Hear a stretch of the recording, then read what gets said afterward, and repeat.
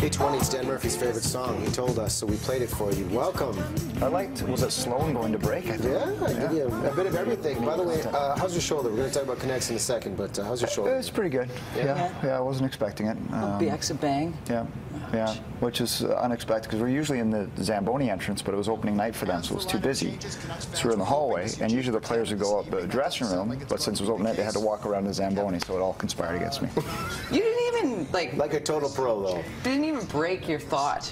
Like, yeah, and whatever. Well, usually the cameramen or the lighting guys, you kind of see something in their eyes, like but I never had any clue it was coming. So good thing I had the wide stance. Imagine if I was close stance, I would have fallen over. Oh, man. He would have liked that even more. Oh, of course he would have. Of course he would have. Now, you rocked the vote this morning already. I did.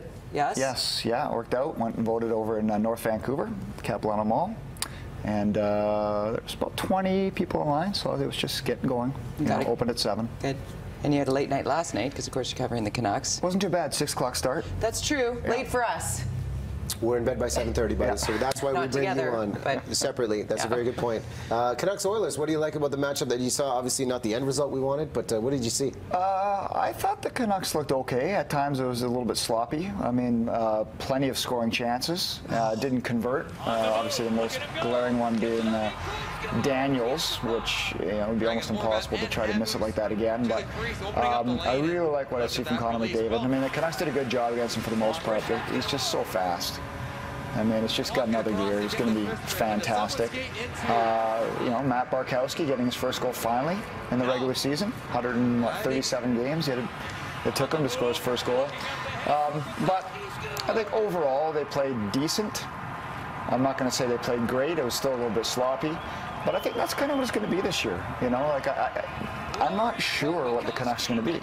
But I don't know what the Oilers are going to be, what the Flames are going to be, what the Predators are going to be, what the Kings are going to be, what the Stars, you don't know. So there's a lot of experts predicting the Canucks to be maybe ahead of just the Coyotes in the Pacific. And they're off to a good start too, but I don't know how you can say that. They had 101 points last year. They're just going to fall off the map.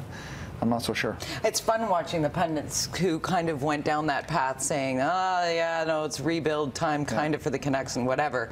And then exceptional on the road. Now they're like, whoa, hold on. Yeah. Maybe they'll surprise us. I think it's just because they're not the sexy pick anymore, right? It's kind of, you still have the same core. Yes, they've got young guys, McCann, Virtanen, I really like Ben Hutton, but it's just not the sexy pick anymore.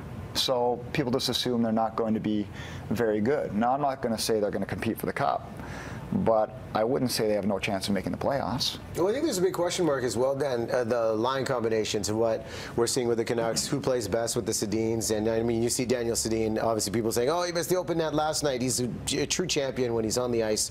What do you think about what combinations are working with the Canucks 6 games in?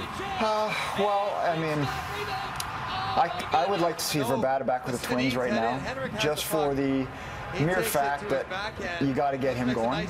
I think he had 6 shots on goal last night, 10 attempts, so he's got 25 shots through 6 games. It's not like he's not getting shots, but he's got to get some goals. He led the team with 31 last year. I'd like to see him back with the Twins. I didn't mind the kid line last night.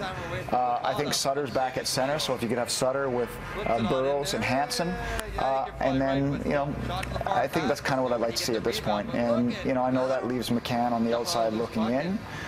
Because the coach, I don't believe, wants to play him in the 4th-line center spot. But in terms of the first 3 lines, that's what I'd like to see right now. I agree with you on the Verbata on the line with the Twins, because it just was so exciting. When you could see the chemistry and the click, and it just worked. So what are we talking about with regard to Ryan Miller? What's the status of... Well, I think he's been very good so far. I mean, this was the biggest, probably, bone of contention in the offseason for Canucks fans. When Jim Benning said he took calls, he could have traded him, and instead he traded the fan favorite in Eddie Lack, the younger goaltender, the cheaper goaltender, right? The guy that, I don't know if Eddie Lack's a better goalie right now than Ryan Miller, but I don't know that Ryan Miller's better than Eddie Lack. So I think that was one of Benning's mistakes. But so far, small sample size, Miller might be the best Canuck so far this season. He's been pretty steady between the pipes, but the whole idea of the injury with Jacob Markstrom, what's the latest on that for Ryan Miller getting a break between the pipes? Well, he's skating again. But every time you ask Willie Desjardins, he says he's still a ways away. I think 3 weeks was the initial timeline for the hamstring injury, but he's back on the ice. So, you know, the Canucks, the schedule is great right now for not needing to play him. Richard Bachman, who's a real character, is the backup, but I don't know if we'll see him. So maybe they can stretch Miller out until they get into that long seven-game road trip in November, and then hopefully by that time Markstrom's ready to go. Right now we're 2 games into the 5-game homestand, right? Yes. So what do we have looking ahead? Washington, Detroit, and Montreal. Ooh. And usually I only look 1 game ahead, so you're lucky that I kind of knew that. You know, I just kind of it's like voting. You did your homework on your way. Day or game day? You know, one foot at a time. Yeah, and what have you noticed about the energy behind the team? It being a big question mark. We had Lyndon Victor DeBonis on the couch saying, you know, they want the fans to come back. This is, you know, a new movement with the youth. What do you see with the fans and the excitement? Well, I think most of the excitement stems from the youth. You know, I mean, I think to have 2 teenagers, and McCann and Virtanen, who knows if they'll be around come the 9-game mark, plus Ben Hutton, who came out of nowhere. And I don't think we can forget about Bo Horvat. He's 20. Right. You know, he's the old guy now. And then Ben Hutton, who's 22, but kind of seems like the brightest side of them all.